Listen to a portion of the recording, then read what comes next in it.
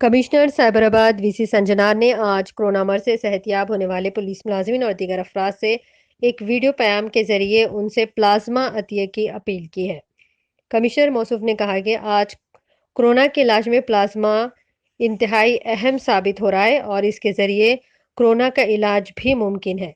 लिहाजा कामयाब इलाज करवाने वाले सेहतमंद अफराद को चाहिए कि वो आगे आएं और अपना प्लाज्मा अतिया दें। ఈ రోజు ప్రపంచవ్యాప్తంగా పీడిస్తున్న కోవిడ్-19 బారి నుంచి చాలా మంది పబ్లిక్ రికవరీ కావడం జరిగింది. వాళ్ళందరూ కూడా నేను నా తరఫు నుంచి సైబరాబాద్ పోలీస్ తరఫు నుంచి పేరుగా అభినందిస్తున్నాను. తీవ్రంగా బాధపడుతూ చాలా మంది అడ్మిట్ అవుతున్నారు. ఈ కరోనా వైరస్ రోగనిరోధక శక్తి పైన చాలా ప్రభావం చూపిస్తుంది.